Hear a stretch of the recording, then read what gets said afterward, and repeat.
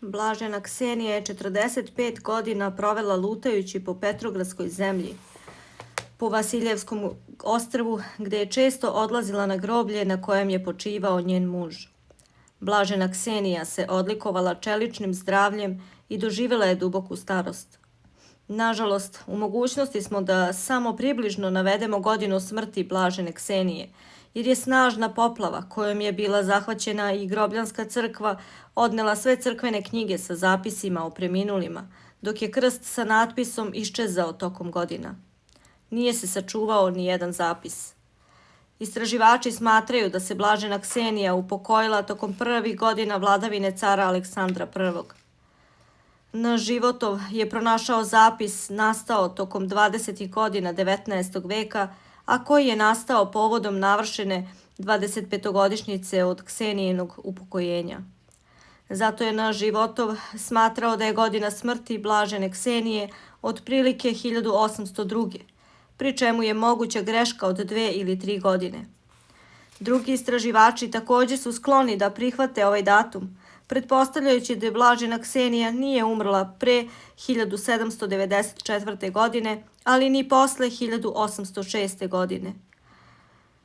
Otuda sledi da su poslednje godine života Blažene Ksenije protekle u vreme vladavine cara Pavla i tokom prvih godina vladavine cara Aleksandra. Na vest o upokojenju Blažene Ksenije Petrogradsku zemlju obuzela je velika žalost. Ljudi različitih uzrasta, i stari i mladi, pošli su na sahranu. Na grob Blažene Ksenije na Smolenskom groblju odmah je počeo da dolazi pravoslavni narod. Dolazili su sa nadom i verom da Blažena Ksenija ni posle svog upokojenja neće prezreti njihove molitve i da će im pomoći u stradanjima i nedaćama, kao što im je i za života pomagala. Dolazili su siromašni i ubogi koji su upoznali tu pomoć i koji su živeli od nje. Dolazili su trgovci i dućandžije, majke čiju je decu Blažena za života izlečila i blagoslovila. Dolazile su stotine njenih sledbenica. Pomoć Blažene Ksenije bila je toliko primetna da se glas o velikoj zastupnici stradalnog pravoslavnog naroda proširio i izvan granica ruske prestonice. Svako ko bi posetio ovo groblje želeo je da ponese grumenčić zemlje sa groba Blažene Ksenije, verujući da je ta zemlja najbolja pomoć u bolestima i nevoljama. Čuda i isceljenja su se umnožavala, hodočasnika je bivalo sve više i preko groba Blažene morali su nasuti još zemlje, koju su posetioci takođe ubrzo razneli. Najzad je odlučeno da preko grobne humke bude stavljena kamena ploča. Posetioci su međutim ovu ploču razbili na sitne deliće koje su zatim nosili svojim kućama. Postavljena je nova ploča, ali i sa njom se dogodilo to isto. Dok su raznosili zemlju i lomili kamene ploče, posetioci su na grob ostavljali svoje skromne novčane priloge koje su u početku koristili siromasi. Grob Blažene Ksenije je posle toga bio okružen ogradom, uz koju je stajala kasa za sakupljanje priloga namenjenih izgradnji kapele nad grobom. Na to se nije dugo čekalo i prva kapela koja je bila podignuta nad grobom Blažene Ksenije bila je od kamena i imala je gvozdeni krov. Na istoku se nalazio ikonostas, a na zapadu gvozdena vrata. Iznad vrata se nalazio natpis Sluškinja Božija Ksenija.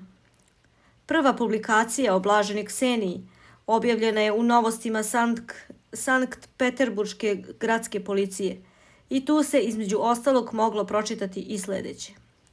Već je 40 godina otkako je ovde u Petrogradu preminula udovica dvorskog pevača Andreja Fjodorovića, Ksenija Grigorjevna.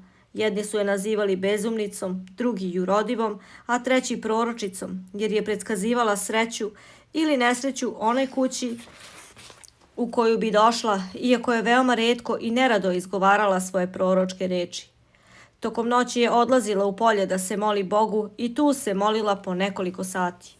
To njeno noćno udaljavanje izazivalo je sumnje nepoverljivih ljudi, pa ju je čak i policija pratila, ali su se uskoro uverili da ona odlazi u polje samo zato da bi se molila Bogu. Njena predskazanja nisu uvek sadržavala neki apokrifin apokrifni, skriveni smisao i ponekad su služila samo kao potvrda da je ovo neobična žena uistinu obdarena darom proroštva. Na primjer, događalo se da dođe kod nekoga i da zatraži da joj daju pirošku sa ribom. Kada bi odgovorili da toga dana nisu pekli takve piruške, ona je ubeđeno govorila: "Ne, pekli ste, ali nećete da mi date." Tada bi joj davali takvu pirošku jer se ispostavljalo da su ih uistinu pekli toga dana. Ponekad je predskazivala i neke loše stvari, ali ne otvoreno, nego u aluzijama i nagoveštajima, kao da nije želela da zbuni onoga s kim je razgovarala. U istim novinama te iste godine u jednom od sledećih brojeva čitamo: "Posle muževljeve smrti Ksenija Grigorjevna je obukla njegovu odeću i napustivši svoj dom počela da luta po blatnjavim ulicama tada još sasvim siromašne Petrogradske zemlje, svakoga ubeđujući da je ona Andrej Fjodorović. Dugo je nosila ovu odeću, sve dok se ova nije raspala i pocepala na njenom telu. Budući da je cijelom ovom kraju bila poznata kao jurodiva i časna žena, u početku je izazivala sažaljenje, a zatim i duboko poštovanje. Ko ne pripada svetu, pripada Bogu, govorili su njeni savremenici koji su oblačili i hranili Andreja Fjodorovića. Nije uzimala toplu odeću, nego je, prekrivajući grudi ostacima kaputa svog muža, nosila samo najneophodniju žensku odeću. Tokom zime, kada stegnu jaki mrazevi, ona je po pijačnom trgu hodala u nekom pocepanom kaputu, u iznošenim čizmama, obuvenim na bose noge, crvene i ispucale od mraza. Nije imala svoj dom, ali je, budući dobra, krotka i veoma pobožna, u onim kućama u kojima su je poznavali, uvek dobijala utočište i komad hleba. Stanovnici trošnih kućeraka, kakvih je tada bila prepuna Petrogradska zemlja, primali su je sa radošću i dubokim poštovanjem. Majke su se radovale ako Andrej Fjodorović pomiluje ili poljubi njihovo dete, verujući da će im poljubac nesrećne žene doneti sreću. O kapeli i kanonizaciji Blažene Ksenije. Na hiljade ljudi hrlilo je na grob Blažene Ksenije, donoseći joj svoju nesreću, nemaštinu, bolesti i stradanja. Smolensko groblje postalo je mesto na kojem su sahranjivane i druge podvižnice blagočešća.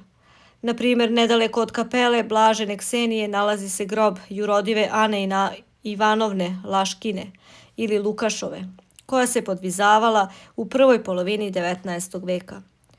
Ova jurodiva je, predvidevši dan svog upokojenja, naročito zahtevala da bude sahranjena nedaleko od groba Blažene Ksenije.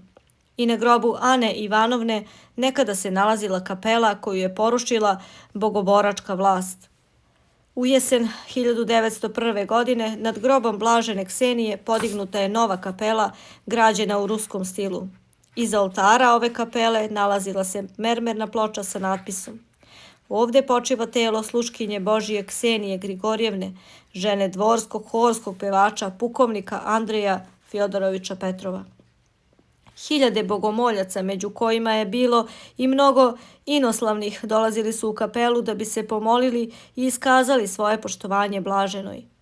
Od jednoga do drugoga prenosile su se na stotine priča o molitvenoj pomoći Blažene Ksenije svima onima koji su joj sa verom pristupali.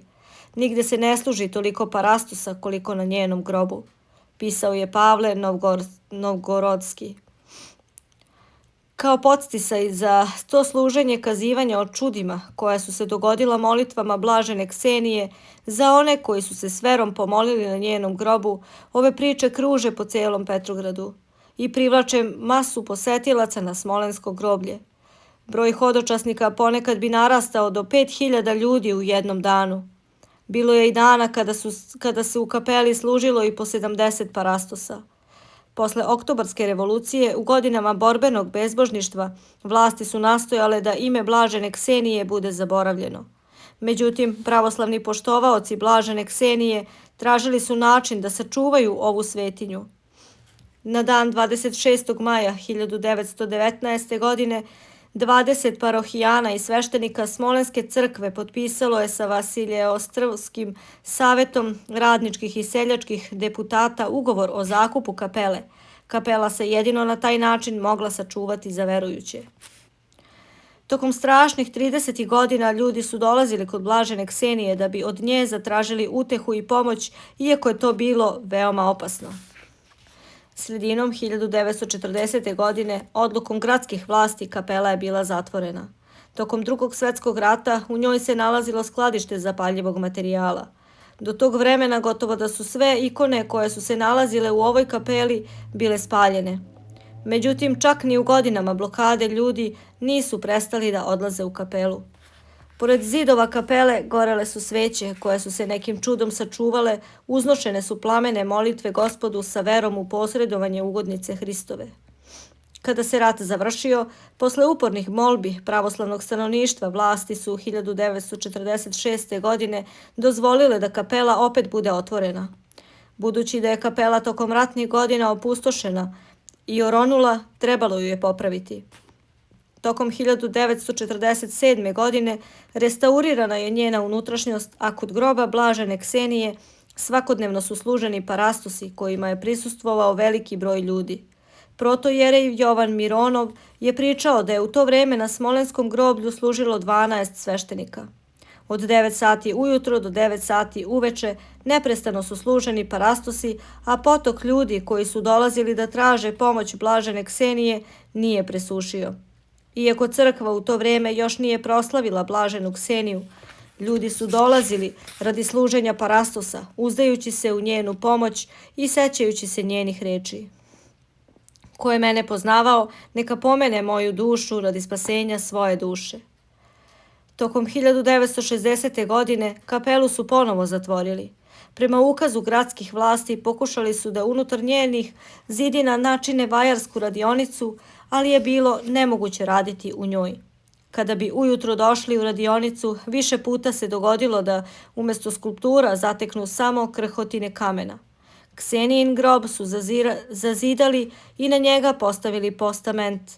Priseća se Marta koja peva u horu pri hramu smolenske ikone Presvete Bogorodice. Umetnici su i radili upravo na tom postamentu, ali im Hristova ugodnica nije dopustila da zakuju ni jedan ekser. Sve im je ispadalo iz ruku. Tada su odlučili da postave već urađene statue kao što su žena sa puškom ili devojka sa veslom. I opet su pretrpeli neuspeh. Ma kako čvrsto da su zatvarali kapelu, ujutro su umesto skulptura pronalazili samo krhotine kamena. Posle izvesnog vremena rad u ovoj kapeli su i sasvim prekinuli. Iako je pristup u kapelu bio praktično onemogućen, hodočasnici su dolazili do nje. Na zidovima i na ogradi oko kapele počeli su se pojavljivati natpisi sa molbama upućenim blaženoj Kseniji. Kada sam bila 5-godišnja devojčica, seća se L.P.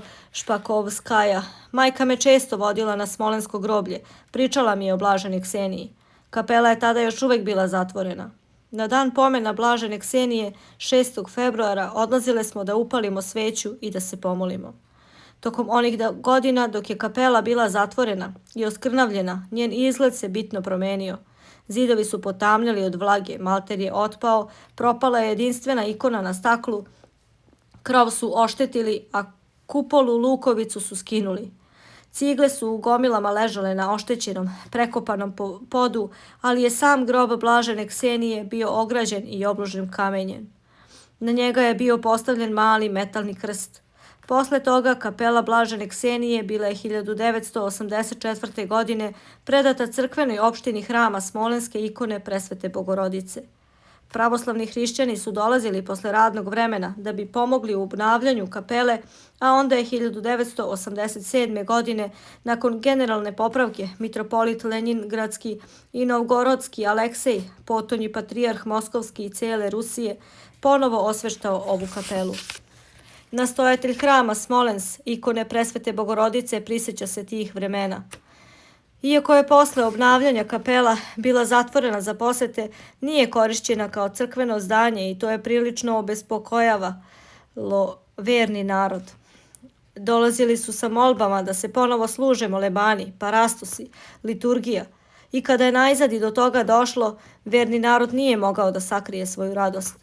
Stvorila se ova posebna atmosfera koju osjećamo u ovoj kapeli, osveštenoj prisustvom Hristove ugodnice. U danima kada je proslavljena 1000-godišnjica prekrštavanja Rusije, mitropolit Aleksej je pred kapelom javno objavio odluku Pomesnog sabora Ruske pravoslavne crkve o prisajedinjavanju Blažene Ksenije Petrogradske svetiteljima naše crkve. Pre 1000 godina ruska zemlja prosvetlila se svetlošću Hristovog evanđelja. Od tog vremena pa sve do sada blaga vest nastavlja da se obznanjuje i da kroz Rusku pravoslavnu crkvu vodi verna čeda Božija ka spasenju. Nebrojeno je mnoštvo svetih ugodnika Božijih, proslavljenih i neproslavljenih, otkrivenih svetu i njemu nepoznatih koji su se spasavali u raznim epohama ove 1000-godišnje istorije kao prekrasan plod Božijeg useva na našoj zemlji. I oni su molitveni zastupnici za svoje zemaljske rođake i za svoju rodnu otadžbinu. Sada Ruska crkva svom svojom punoćom živih i mrtvih, onih koji se danas spasavaju izborom svetih, koji su se proslavili do naših dana, blagočastivo obznanjuje i proglašava radosni duhovni trijumf svog blagodatnog služenja. Neprocenjivo je blago čovečijeg spasenja koje predstavlja cilj njegovog zemaljskog života i veliko duhovno nadahnuće pruža suzercavanje podviga pravednika.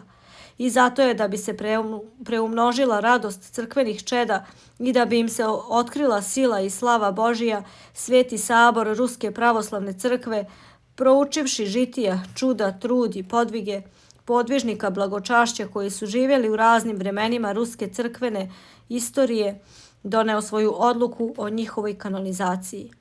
Sa potpunim ubeđenjem u istinitost i verodostojnost čuda koja se događaju molitvama ovih podvižnika, uočavajući sve moguće vidove njihove hrišćanske vrline, uzvišenog duhovnog života i crkvenog služenja, sabor određuje: bi ugodno Duhu Svetom i nama da zboru svetih ugodnika Božijih, a radi sveruskog crkvenog poštovanja pribrojimo sledeće podvižnike hrišćanskog blagočašća. Blaženu Kseniju Petrogradsku, 18. početkom 19. veka, koja je bila jurodiva u kojoj su još za života i tokom čitavog 19. i 20. veka smatrali su brzom pomoćnicom i čudotvorkom. Radi spasenja i ljubavi prema bližnjima, ona je na sebe prihvatila podvig da se pokazuje kao bezumna.